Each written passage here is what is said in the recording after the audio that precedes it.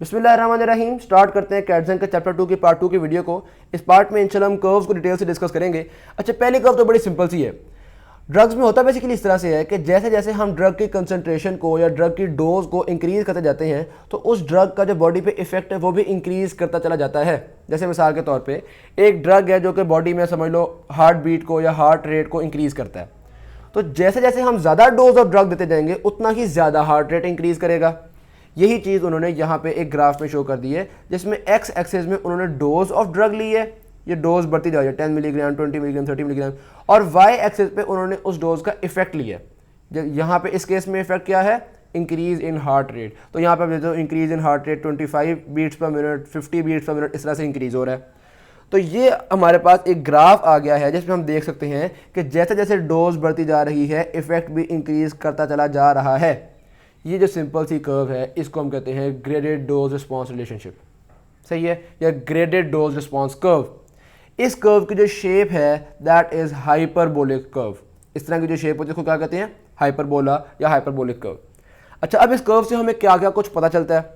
Part 1 की video में हम देख चुके हैं एफिकेसी और पोटेंसी क्या होती है, तो इस कर्व से हम एफिकेसी भी देख सकते हैं। अब एफिकेसी क्या थी, the maximum effect produce by a drug. तो यहाँ पे आप देखो, हम देख सकते हैं ये कर्व मैक्सिमम कितनी ऊपर तक जा रही है, क्योंकि जितनी ऊपर जाएगी उतना ये इफेक्ट प्रोड्यूस कर रही है। तो इस केस में 50 बीट्स पर मिनट का इंक्रीज कर सकता है ये ड्रग, तो मैक्सिमम जो है वो हमने चेक कर लिया। सही है कि भाई इसकी एफिकेसी इतनी है, जितनी ऊपर कोई कर्व जाएगी उतनी ज़्यादा उसकी एफिकेसी होगी। दूसरी चीज़ होती है पोटेंसी। पोटेंसी क्या थी, इसमें हम देखते हैं कि भाई कितनी कंसंट्रेशन और ड्रग चाहिए होती है, और अगर हम एग्जैक्ट देखें तो हम बताते हैं, मतलब डेफिनेशन वाइज देखा जाए तो हम देखते हैं half the maximum effect produce करने के लिए कितनी कंसंट्रेशन चाहिए। इस केस में मैक्सिमम इफेक्ट क्या है, 50 बीट्स पर मिनट का इंक्रीज। तो हाफ द मैक्सिमम क्या हुआ, 25 बीट्स पर मिनट का increase. Half the maximum effect produce करने के लिए हमें जो भी कंसंट्रेशन चाहिए, हम अब एक्स एक्सेस पे देखेंगे भाई कितनी कंसंट्रेशन चाहिए। मिसाल के तौर पर 5 मिलीग्राम कंसंट्रेशन चाहिए। यहाँ पे हमें जो भी कंसंट्रेशन हमें चाहिए उस कंसंट्रेशन को हम डिनोट करते हैं EC50। EC50 का मतलब है वो कंसंट्रेशन जो half the maximum effect produce करने के लिए चाहिए। अब EC50 अगर थोड़ी है, इसका मतलब है थोड़ी कंसंट्रेशन चाहिए इतना इफेक्ट प्रोड्यूस करने के लिए, यानी कि ड्रग की पोटेंसी ज़्यादा है। और अगर EC50 बड़ी है यानी कि ज़्यादा है, इसका मतलब है ज़्यादा कंसंट्रेशन और ड्रग चाहिए इफेक्ट प्रोड्यूस करने के लिए, इसका मतलब है कि ड्रग की पोटेंसी जो है वो कम है। ये बात समझ में आ गई। अच्छा, ये जो EC50 है ना, ये अभी हमने देखा है EC50 of graded dose response. ये जो बाद में एक और कर्व आती है जिसको हम कहते हैं काउंटर डोज रिस्पॉन्स, यहाँ पे भी EC50 होती है, लेकिन वो EC50 कोई और मतलब है उसका। सही, अभी हम इस EC50 को देख रहे हैं, ये EC50 हमें पोटेंसी के बारे में बताती है। यहाँ तक तो बात हमें समझ में आ गई। अच्छा, अब इस ग्राफ के बारे में एक और चीज़ देखिएगा। यार एक ड्रग है, वो उसको हम बढ़ाते जा रहे हैं, डोज बढ़ाते जा रहे हैं, उसका इफेक्ट बढ़ता जा रहा है, बढ़ता जा रहा है, बढ़ता जा रहा है। 200 तक हम बढ़ाते हैं तब तक जाके इफेक्ट उसका मैक्सिमम पे पहुंचता है। 200 से ज़्यादा जितनी मर्जी डोज बढ़ाओ पे फ़र्क नहीं पड़ता, लेकिन 200 तक तो फ़र्क पड़ रहा ना, सही है।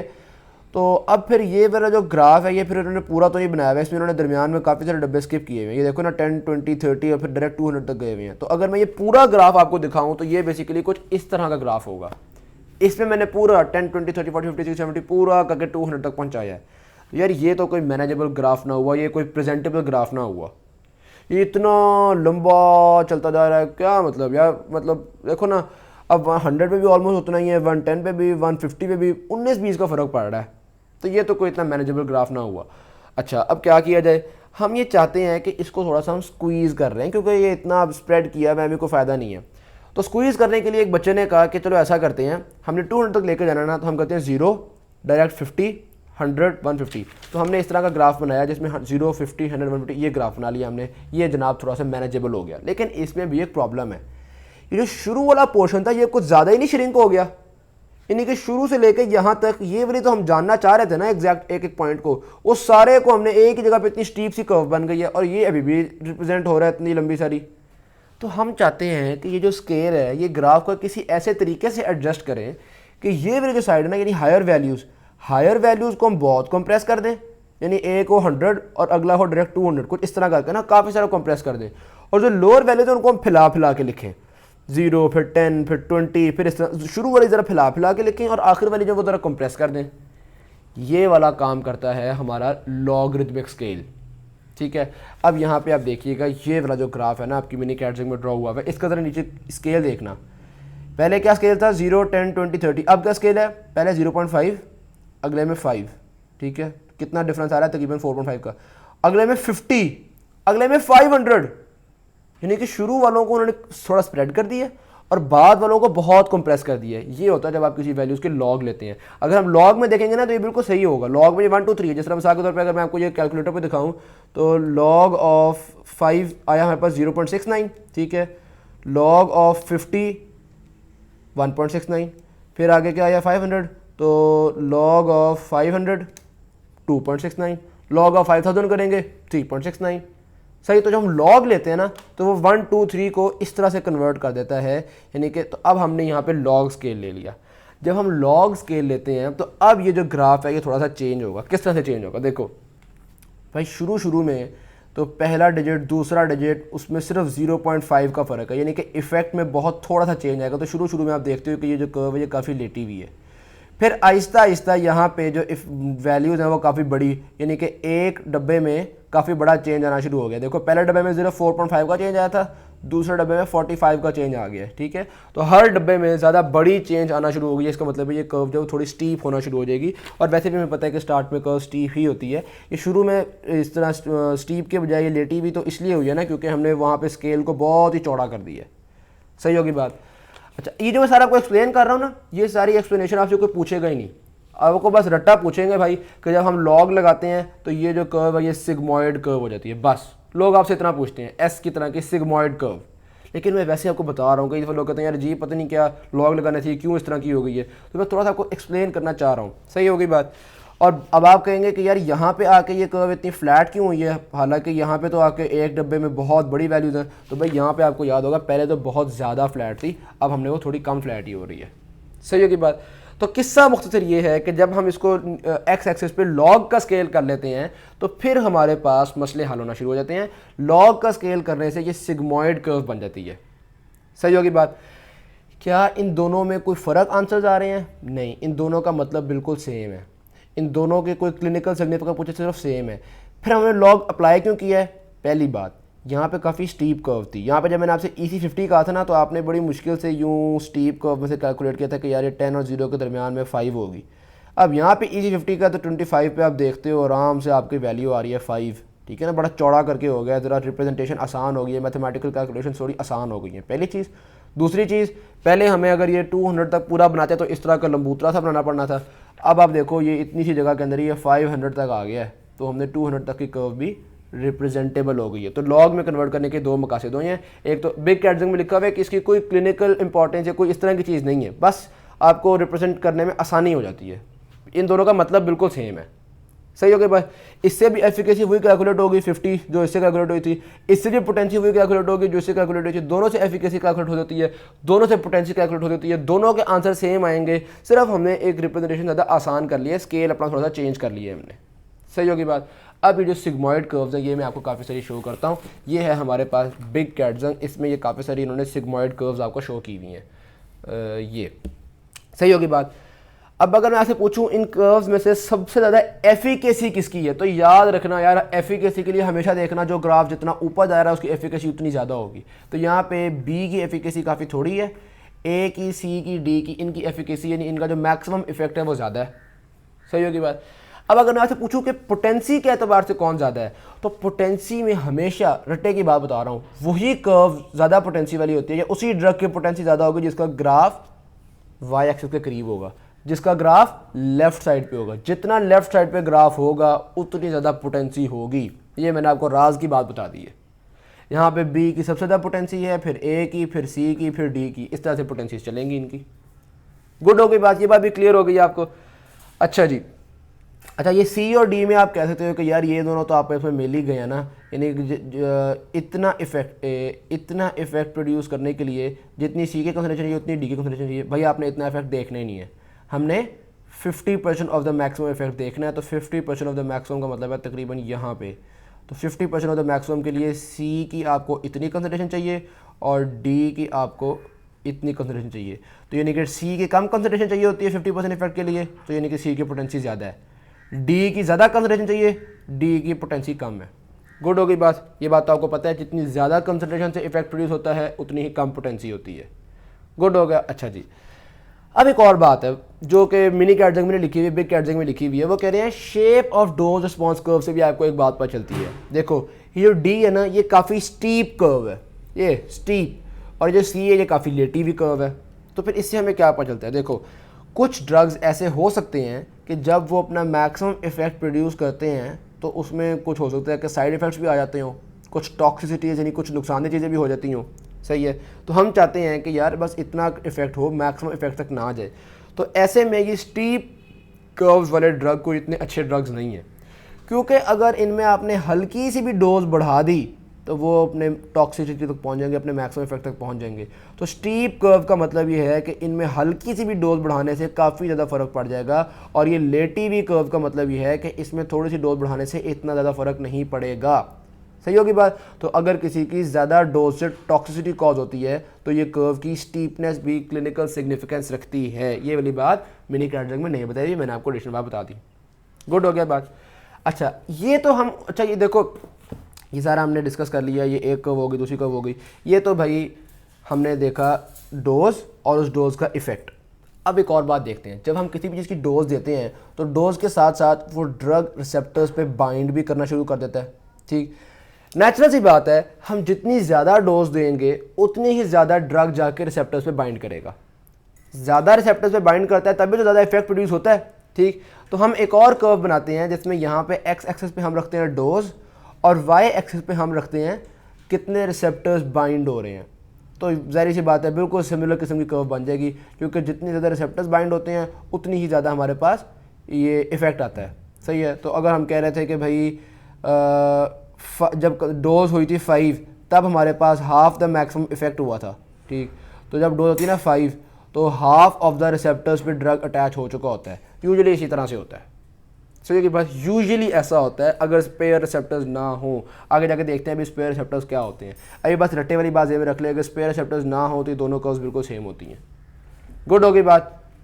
ऑल राइट जी, अब हम एक छोटी सी और चीज़ देखते हैं कि डिसोसिएशन कांस्टेंट क्या होता है। हमने ये कहा था इफेक्ट वाले केस में कि half the maximum effect produce करने के लिए जो कंसंट्रेशन चाहिए उसको हम कहते हैं EC50, उससे हम निकालते हैं पोटेंसी। सही होगी बात।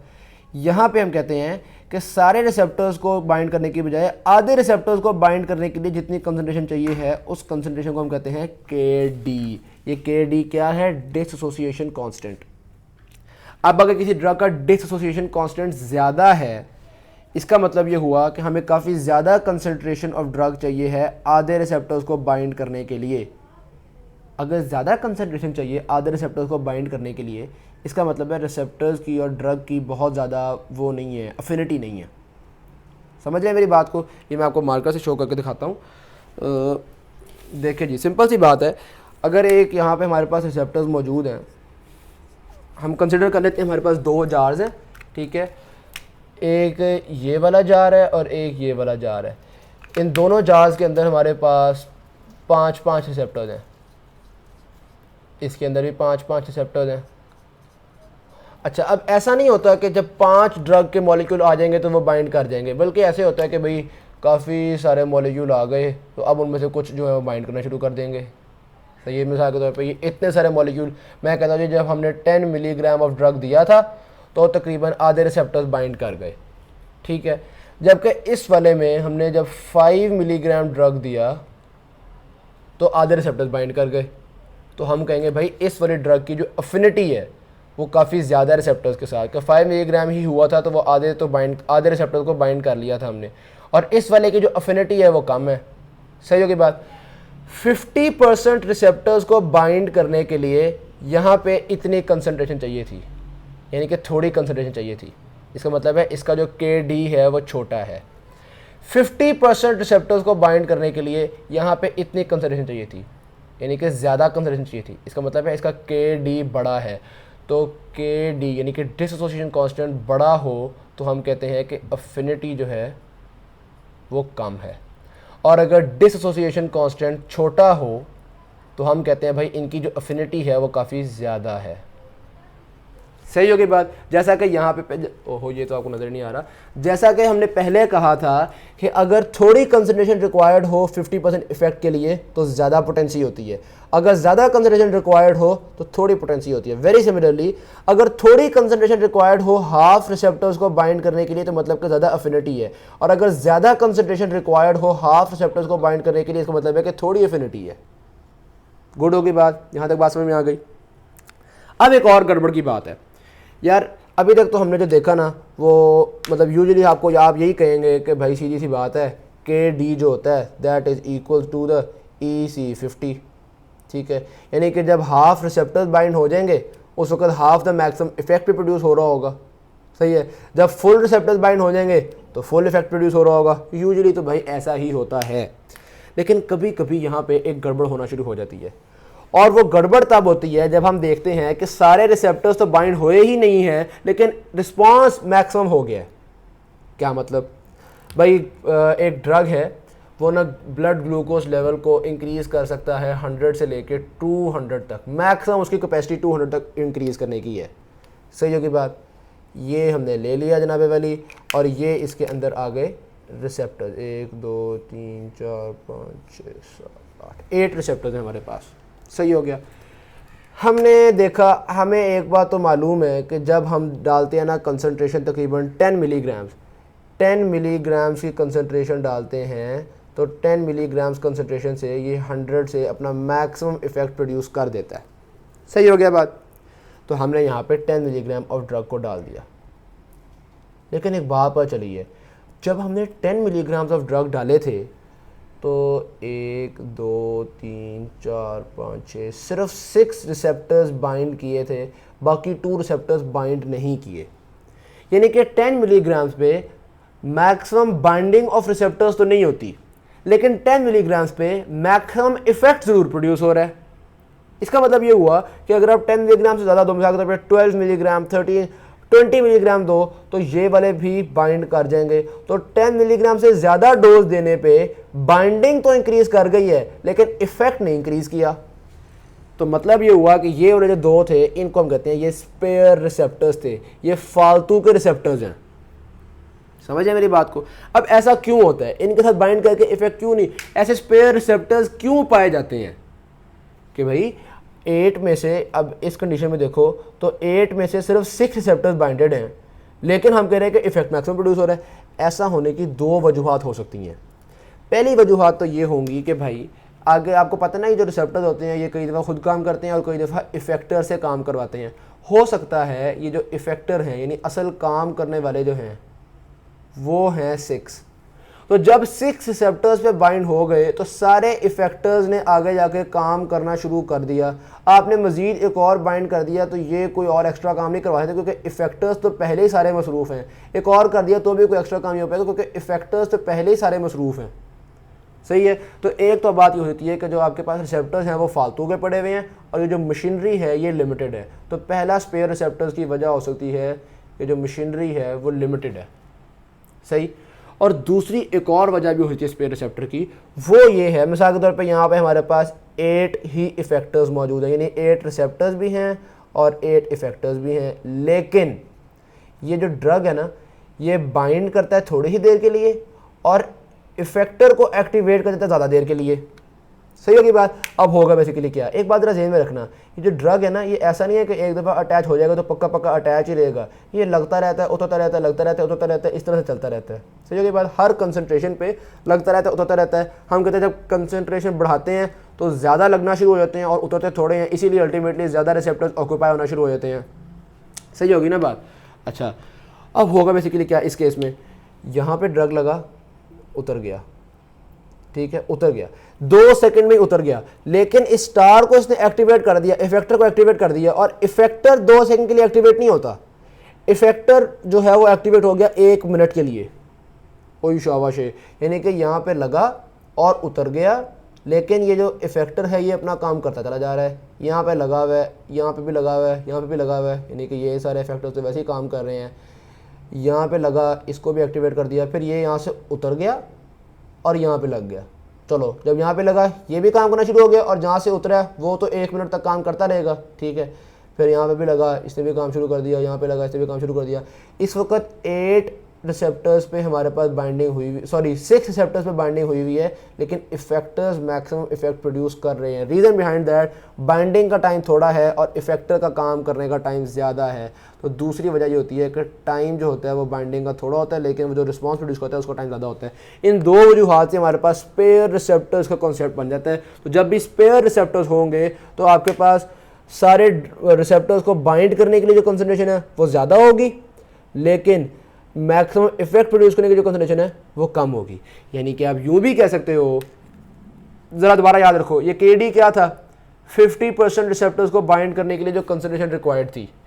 E50 क्या था, 50% इफेक्ट प्रोड्यूस करने के लिए जो कंसंट्रेशन रिक्वायर्ड थी। अब हुआ क्या है, 50% इफेक्ट प्रोड्यूस करने के लिए तो आपको थोड़ी कंसंट्रेशन चाहिए, लेकिन 50% बाइंडिंग के लिए आपको ज़्यादा कंसंट्रेशन चाहिए। सही है। तो हम ये कहते हैं कि जब भी ये KD ज़्यादा हो जाए EC50 से, इसका मतलब होता है यहाँ पे ज़रूर स्पेयर रिसेप्टर्स मौजूद हैं। KD ज़्यादा हो का मतलब है 50% बाइंडिंग के लिए ज़्यादा ड्रग चाहिए, लेकिन 50% इफेक्ट प्रोड्यूस करने के लिए थोड़ा ड्रग चाहिए।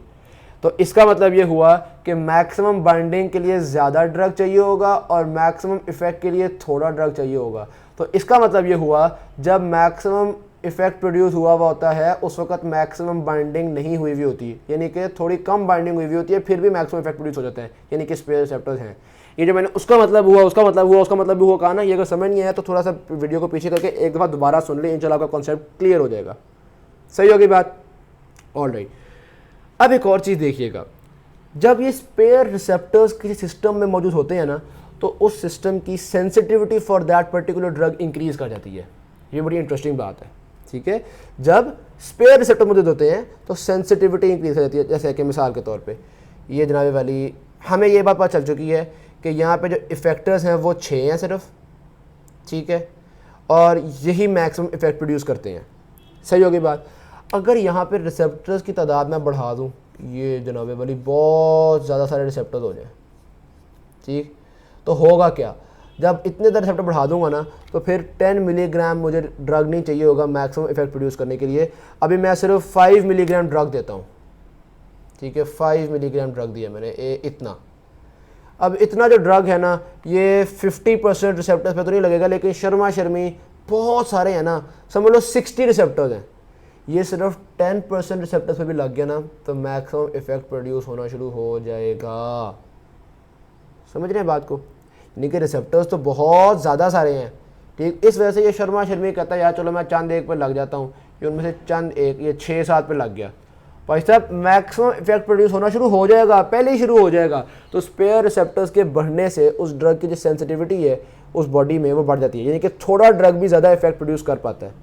क्योंकि थोड़ा ड्रग भी होता है ना, वो कहता है यार मैं कंसंट्रेशन में थोड़ा हूँ, मैंने सारे रिसेप्टर्स तो फुल नहीं करने, लेकिन रिसेप्टर्स तो बहुत ज़्यादा हैं, 60-70 रिसेप्टर्स हैं, चलो थोड़े बहुत फुल कर देता हूँ। वो थोड़े बहुत ही फुल करता है तो काम पूरा होना शुरू हो जाता है। तो स्पेयर रिसेप्टर्स की वजह से जो सेंसिटिविटी है किसी भी ड्रग की, वो हमारे पास इंक्रीज़ कर जाती है। ये वाली बात आपको समझ में आ गई?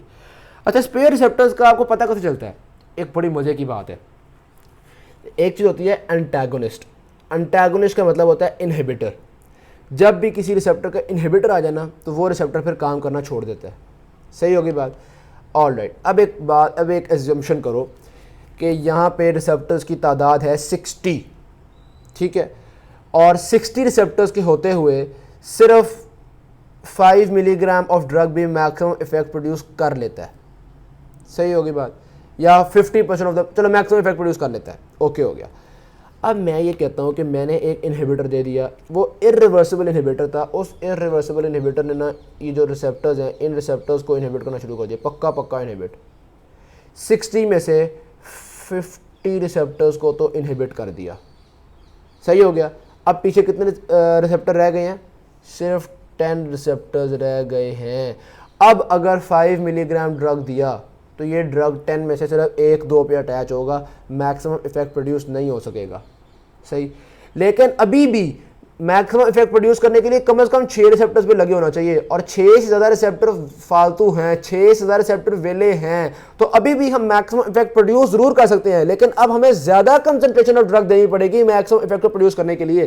पहले अगर 5 मिलीग्राम से भी हो जाता था, तो इस इनहिबिटर के देने के बाद हो सकता है 15 मिलीग्राम ऑफ ड्रग देने पर मैक्सिमम इफेक्ट प्रोड्यूस हो जाए, यानी कि अब ज़्यादा कंसंट्रेशन रिक्वायर्ड है करने के लिए। तो अगर स्पेयर रिसेप्टर्स मौजूद हो तो एंटागोनिस्ट के आने से मैक्सिमम इफेक्ट कम नहीं हुआ, यानी कि एफिकेसी कम नहीं हुई, पोटेंसी कम हो गई है, क्योंकि अब ज्यादा कंसंट्रेशन चाहिए वो इफेक्ट प्रोड्यूस करने के लिए। इसका मतलब है पोटेंसी कम हो गई है, लेकिन वो नहीं हुआ। तो ये बात याद रखिएगा, अगर स्पेयर रिसेप्टर्स हों तो एंटागोनिस्ट एफिकेसी को कम नहीं करता बल्कि पोटेंसी को कम करता है। गुड होगी बात, ऑलराइट। अब अगर बहुत ज़्यादा एंटागोनिस्ट दे दो, इतने 10 रिसेप्टर भी ना बजे, तो फिर तो जाहिर सी बात है कि एफिकेसी भी कम हो जाएगी। वो आगे जाके हम इन बातों को डिटेल से डिस्कस करेंगे। तो ये आई होप्स हो कि मैंने स्पेयर रिसेप्टर्स को काफ़ी डिटेल से डिस्कस कर लिया है। यहाँ पे हमारे पास कॉन्सेप्ट दिया है उन्होंने स्पेयर रिसेप्टर्स का। बिग कैटजिंग में उन्होंने एग्जाम्पल भी दी हुई है कि मायोकार्डियल सेल्स में बीटा एड्रेनल रिसेप्टर्स जो होते हैं वो स्पेयर रिसेप्टर्स होते हैं। सही होगी बात। तो ये एग्जाम्पल भी जरूर लिख दीजिएगा, नंबर आके बहुत अच्छे आ जाएंगे। स्पेयर रिसेप्टर ज़रा इंपॉर्टेंट चीज़ है, तो मैंने कहा चलो मैं आपको एग्जाम्पल भी बता देता हूँ। लो जी, अभी तक जितने भी हमने कर्व्स पढ़ी है ना, उन कर्व्स में हमने कहा था जैसे जैसे ड्रग बढ़ाते जाएंगे इफेक्ट बढ़ता जाएगा। यार अब कुछ इफेक्ट्स ऐसे होते हैं कि वो ऐसा नहीं है कि इफेक्ट बढ़ता जा रहा है बढ़ता जा रहा है बढ़ता जा रहा है, या इफेक्ट होता है या नहीं होता। जैसे मिसाल के तौर पे एक पेशेंट को ट्रेमर्स हैं, अब हमने ड्रग दिया, ड्रग देने से या तो ट्रेमर्स ठीक हो जाएंगे या नहीं होंगे। हम ऐसे तो नहीं कहेंगे ना ट्रेमर्स और बेहतर हो रहे हैं और बेहतर हो रहे हैं और बेहतर हो रहे हैं, ऐसा नहीं होता, या यस या नो। तो फिर ऐसे पेशेंट के लिए ये वाला कर्व तो नहीं बन सकता, ठीक है। तो ग्रेडेड कर्व में एक प्रॉब्लम आ गया है कि ये ऐसे ड्रग के लिए नहीं जा सकता जो कि ईदर और वाले हों, यानी कि ऑल और नॉन रिस्पॉन्सिव ड्रग्स हों, एक मसला। दूसरा मसला ग्रेडेड में ये भी है कि यार कुछ ड्रग्स होते हैं उनका मुख्तलिफ पेशेंट्स पे मुख्तलिफ इफेक्ट है। किसी पेशेंट में किसी कंसंट्रेशन का ज़्यादा इफेक्ट है, किसी पेशेंट में उसी कंसंट्रेशन का कम इफेक्ट है। तो ये जो ग्रेडेड वाला ना, ये तो हमें वो, ये किसी एक पेशेंट के बारे में ग्रेडेड रिस्पॉन्स कर्व हो सकती है। एक पूरी पॉपुलेशन के बारे में ये ड्रग का क्या इफेक्ट है उसका तो हमें नहीं बता सकती। तो उसका पता करने के लिए हम एक और तरह की कर्व यूज़ करते हैं जिसको हम कहते हैं कॉन्टल रिस्पॉन्स कर्व, ठीक है। अब वो वाली कर्व भी मैं आपको थोड़ी बहुत एक्सप्लेन करता हूँ। ये आगे जो उन्होंने ड्रॉ कर दिया, ये है हमारे पास कॉन्टल डोज रिस्पॉन्स रिलेशनशिप। लो जी, इस रिलेशनशिप में क्या होता है बेसिकली, ये बात आपने समझनी है। मैं कहता हूँ कि हमारे पास ये जनाबे वाली एक, मैं यहाँ पे ड्रॉ करता हूँ जी 1 2। अच्छा, अब मैं ये ड्रॉ करने लगूँ ना, वो यहाँ पे मैं ड्रॉ करूँगा लॉगरिथमिक स्केल में। तो लॉगरिथमिक स्केल में किस तरह से होते हैं, वैल्यूज़ ना डबल होती चली जाती हैं। 1 से 2 हुआ, 2 से ये 4 हो जाएगा, 4 से ये 8 हो जाएगा, 8 से ये 16 हो जाएगा, 16 से ये 32 हो जाएगा, 32 से 64 हो जाएगा, 64 से 128 हो जाएगा। ओके 128 तक नजर नहीं आ रहा, हाँ 128 हो जाएगा। सही। अब देखते हैं शुरू में वैल्यूज़ दूर दूर हैं और आगे वाली वैल्यूज़ कंप्रेस होती चली जा रही हैं, ऐसी ये बात। ऑलराइट, यहाँ पे मैं ड्रॉ कर देता हूँ जी 10, फिर आगे 20, फिर आगे 30, फिर आगे 40, इसी तरह से 50। सही है, ये भी आपको समझ, या चलो इसको ना हम यहाँ से ये 100 आ गया। सही है, तो ये 80 आ गया, ये 60 आ गया, 40 आ गया और 20 आ गया। समझ आ गई बात। अब मैं कहता हूँ कि जी ये ना डोजेज़ हैं, तो को पता है ना, ये मिलीग्राम कंसंट्रेशन में हम डोज देते चले जा रहे हैं। अब देखते हैं इस ड्रग की कितनी डोज कितने लोगों में यस यानी कि इफेक्ट प्रोड्यूस करती है, ठीक है। या किसी बंदे में इफेक्ट प्रोड्यूस होगा या बिल्कुल ही नहीं होगा। अब एक पॉपुलेशन ली है हमने, 100 बंदे, उस पॉपुलेशन में 1 मिलीग्राम ड्रग से सिर्फ 2 बंदों को इफेक्ट हुआ है, सिर्फ 2 को, ठीक है। अच्छा, 2 मिलीग्राम कंसंट्रेशन से इन 2 के अलावा यानी कि ऑलमोस्ट 8 पीपल ऐसे थे जिनको 2 मिलीग्राम कंसंट्रेशन से ही इफेक्ट हुआ है, उससे कम से इफेक्ट नहीं हुआ। सही। फिर हम देखते हैं 4 मिलीग्राम से कितनों को इफेक्ट होता है। भाई जिनको 2 से नहीं हुआ और 4 से ही हुआ है, ऐसे कंसंट्रेशन वाले लोग थे 15। सही हो गया जी। अच्छा, अब जिनको 4 से नहीं हुआ और 8 से हुआ है, ऐसे कितने लोग हैं, ऐसों की कंसंट्रेशन थी 20। ये आ गए बस 20। फिर ऐसे लोग जिनको 16 से हुआ है लेकिन 8 से नहीं हुआ, ऐसों की कंसंट्रेशन थी 25। अब बात बेसिकली क्या है, देखो 100 में से 20 + 15 35, 35 + 10 45 लोग तो हम पहले ही डिस्कस कर चुके हैं यहाँ तक। सही होगी बात। तो कुछ मज़ीद देख लेते हैं। 8 से 16 25 पीपल को यहाँ तक भी इफ़ेक्ट हो गया है। यानी अभी तक हम कितने परसेंट लोगों को डिस्कस कर चुके हैं? 45 प्लस 25 तकरीबन 70 लोग जो हैं वो डिस्कस हो चुके हैं अब तक। सही होगी बात। अब कम ही लोग रह गए जिनको अभी तक असर नहीं हुआ। तो सिर्फ 20 पीपल ऐसे हैं जिनको 16 से भी असर नहीं होता लेकिन 32 से असर होता है। बहुत ही ढीठ लोग हैं ये। और इनसे भी ज़्यादा ढीठ लोग वो 10 लोग हैं जिनको 64 से जाके असर होता है। और फिर बहुत ही कम थोड़े से लोग हैं, सिर्फ 5 लोग ऐसे हैं जिनको 64 से भी असर नहीं होता बल्कि 128 मिलीग्राम से असर होता है। ये हमारे पास टोटल 100 लोगों की कंसंट्रेशन आ गई है। सही होगी बात। अब मैं यहाँ पे एक और तरह का ग्राफ बनाने लगा हूँ और उस ग्राफ में हमने ये शो करना है कि बताता हूँ क्या शो करना है। अच्छा जी, पहले मैं यहाँ ड्रॉ कर लूँ 50 10 20 30 40 10 20 30 40 60 70 80 90 6 7 8 9। अच्छा जी, अब हमने ये देखना है कि मिसाल के तौर पे ये ना 1 मिलीग्राम, ये तो चलो ठीक हो गया। 2 मिलीग्राम से हमने हर उस बंदे को डालना है जिसको 2 से असर होता है। तो 2 से इन 8 लोगों को तो होता ही है और इन 2 को भी असर हो जाएगा जिनको पहले सिर्फ 1 से हो रहा था। ठीक है, उनको 2 से तो असर हो ही जाएगा ना, जाहिर सी बात है। 4 मिलीग्राम से किस किस को असर होगा? 15 तो वो होते हैं ना जिनको 2 से नहीं होता, 4 से ही होता है। और बाकी जो सारे हैं ये वाले 8 ये वाले 2, इनको तो यार 2 से भी असर हो जाएगा, तो 4 से तो यकीनी तौर पर हो जाएगा। सही होगी ना बात, समझ रहे मेरी बात को? ऑलराइट, तो 1 से हमने कहा जी टोटल 2 पीपल को असर हो रहा है। 2 से कितनों को असर हो रहा है? 8 ये वाले जिनको 1 से नहीं हुआ था, 2 से हुआ था, और 2 ये वाले भी जिनको 1 से ही हो गया था। तो यानी कि टोटल 10 लोग ऐसे हैं जिनके लिए 2 जो है वो काफ़ी होगी। तो 10 लोग ऐसे हैं जिनके लिए 2 काफ़ी होगी। फिर आता है 4, फिर आगे 8, फिर आगे 16, फिर आगे 32, फिर आगे 64, फिर आगे 128। अच्छा जी, 4 से कितने लोगों को असर होगा जी? इन 15 को तो होगा ही होगा, पिछले 10 को भी होगा, यानी कि 25। ये मैं यहाँ पे तकरीबन बना रहा हूँ 25। 8 से कितनों को हो जाएगा? 25 प्लस 20 45 पीपल को 8 की डोजेज काफ़ी होगी। 16 से कितनों को असर हो जाएगा? 45 प्लस 25 यानी कि 70 के लिए इतनी डोजेज जो है वो काफ़ी होगी। 32 से कितनों को असर होगा? 70 प्लस 20 यानी कि 90 हो सकता है। थोड़ा सा मेरा मैथमेटिकल कैलकुलेशन आगे पीछे हो रही है जी, 5 लोग यहाँ पे फालतू हो रहे हैं, कोई गलती कर रहा हूँ मैं। चलो 90 प्लस 10 और 10 प्लस 5 यूँ बना लेते हैं हम। थोड़ी सी मेरी कोई 5 की जो है वो कैलकुलेशन आगे पीछे हुई है, खैर नहीं, छोड़े उसको। अब देखो जी, अगर मैं इन सबको कनेक्ट करूं तो मेरे पास एक कर्व बन जाएगी कुछ इस तरह की, और अगर मैं इसको कनेक्ट करूं तो एक यूँ कर्व बन जाएगी। सही होगी बात। तो ये आप देखें, ये जो उन्होंने कर्व, ये जो नीचे वाली ड्रॉ की हुई है ये वाली है, और फिर ये जो ड्रॉ की हुई है वो ये वाली है। तो ये हमने देखा क्वांटल डोज रिस्पॉन्स में किस तरह की सिग्मॉइड कर्व कैसे बनती है। यहाँ पे वैल्यूज में लॉग में ली थी, साबित हो गया कि लॉग में इस तरह की सिग्मॉइड कर्व बनती है। देख लिया आपने? Alright, very good. अब ये आगे हमारे पास क्वांटल डोज रिस्पॉन्स। सही है। अब क्वांटल डोज से क्या कुछ पता चल रहा है? अच्छा, अगर किसी ड्रग की क्वांटल डोज काफ़ी स्टीप हो, बिल्कुल ऐसे खड़ी किस्म की हो, इसका मतलब है इस ड्रग की वेरिएबिलिटी काफ़ी थोड़ी है। ओहो, आई एम वेरी सॉरी, ये तो जूम हुआ है। अच्छा जी, अगर किसी ड्रग की क्वांटल डोज जो है वो काफ़ी स्टीप हो, इसका मतलब ये होता है कि इस ड्रग की जो वेरिएबिलिटी है वो काफ़ी थोड़ी है। वेरिएबिलिटी थोड़ी किस तरह से है कि यार मतलब 1 मिलीग्राम से इतने लोगों को असर हो गया था और 2 मिलीग्राम से तकरीबन सबको असर हो जाता है। तो यानी कि वेरिएशन बस 1 और 2 तक की है, और ये जो कर्व थी इसमें वेरिएशन 1 और 128 तक की, यानी काफ़ी ज़्यादा वेरिएशन है। तो जितनी स्टीप कर्व होगी इसका मतलब है इस ड्रग की वेरिएशन उतनी ही थोड़ी पाई जा रही है, और जितनी इस तरह की लेटी हुई कर्व होगी इसका मतलब है उस ड्रग की वेरिएशन उतनी ही ज़्यादा पाई जा रही है। यहाँ तक बात समझ में आ गई? ये कॉन्सेप्ट क्लियर हो गया आपको? ऑलराइट जी, आगे अब हम चलते हैं इन वैल्यूज़ की तरफ। मीडियन इफेक्टिव डोज क्या होता है, मीडियन टॉक्सिक डोज क्या होता है, मीडियन लीथल डोज क्या होता है?